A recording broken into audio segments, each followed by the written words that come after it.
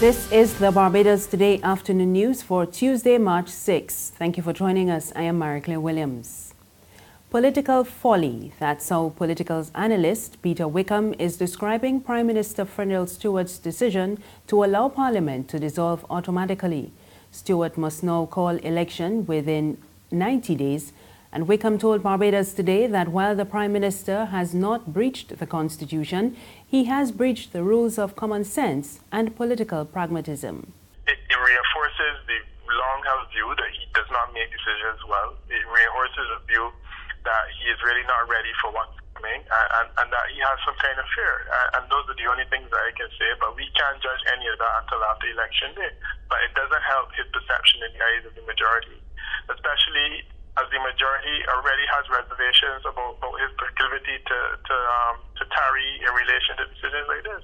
I remember when we did an analysis of his personality in 2013 in the polls that we did, the most distinguishing feature that came out was people said that he took too long to make decisions.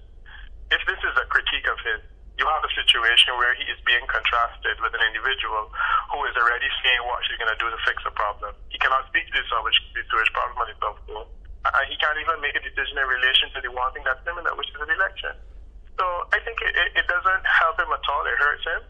I think it is political folly of the highest order. And my only thing is that we will have to see how the public views it on election day. But we certainly can't do anything before because he's on good constitutional ground. In other news this afternoon, reports that one person has died in a vehicular accident in Burton this morning. The accident occurred around 7:45. Emergency personnel were on the scene, and we will have more details for you in a subsequent newscast. The son of a St. Joseph woman who has been missing for the past 5 days says he is still holding up hope for her safe return, but he is prepared for the worst. Police say 66-year-old Gloria Mayers was last seen around 5:15 last Wednesday evening by residents. Mayer's sudden disappearance has left her family shaken, especially her eldest child, Junior Edgell. He said he spoke with his mother before leaving home around 4 o'clock that same day, and she seemed fine. But his stepfather called him around 2 hours later to inform him she was missing. He said he has since received reports that his mother was spotted in St. Elizabeth Village, St. Joseph, sitting under a tree.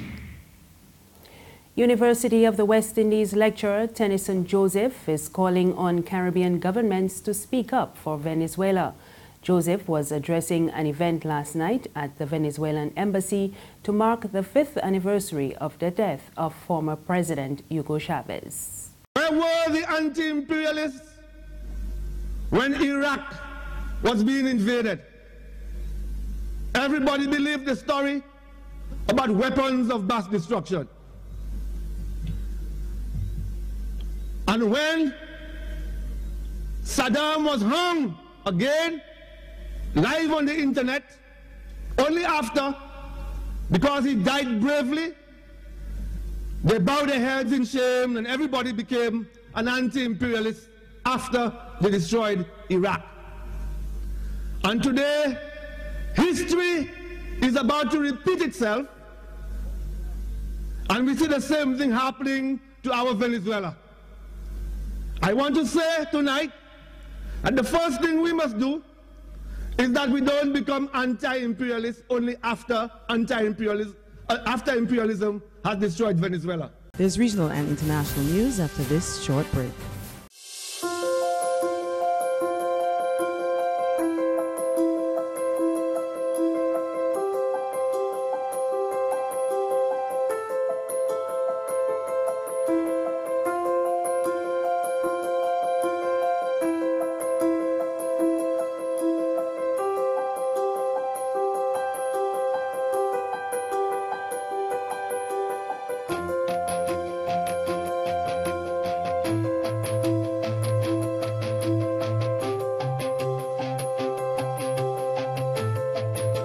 Barbados Today, news you can trust. Thank you for staying with us. We're back with news from the region. The Antigua and Barbuda Public Service Association has rejected a proposal from government to cover millions of dollars in arrears to public servants. Union President Joan Peters told local media that public officers will not accept anything less than 3 months' salary in lieu of back pay from nearly 2 decades. Beachfront vendors in St. Lucia say the high surf and the appearance of sargassum seaweed on the East Coast is affecting their business. We get the details in this report from HDS News Force.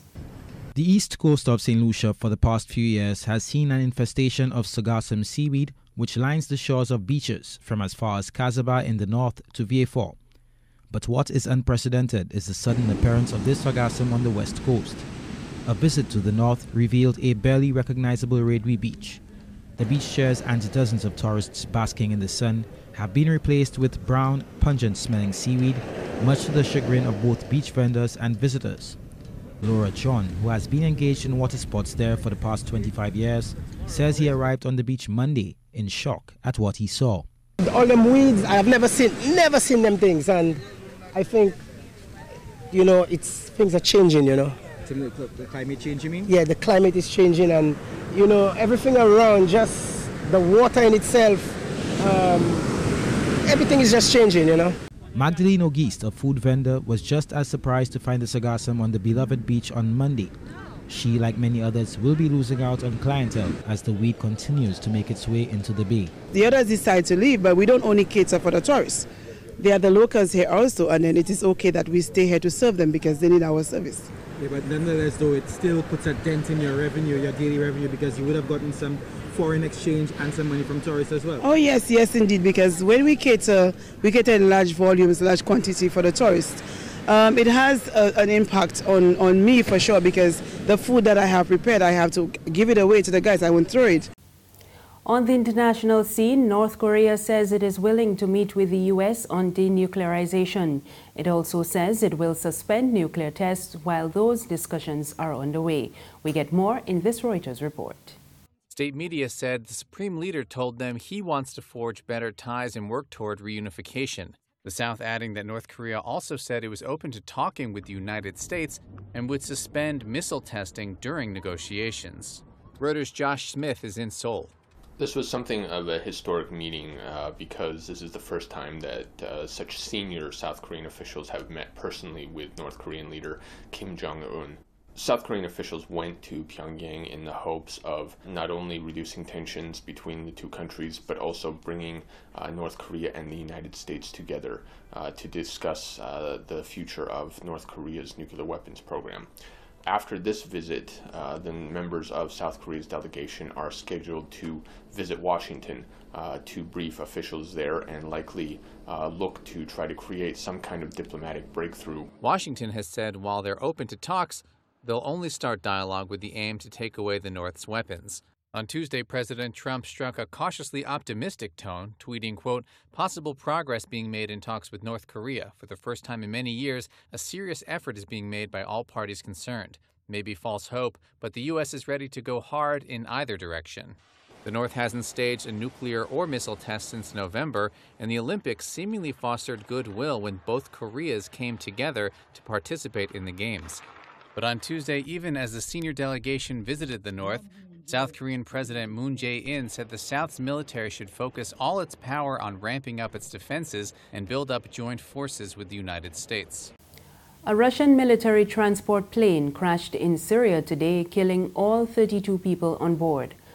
The Defense Ministry reported the incident, which sharply raises the death toll from the Kremlin's Syria operation.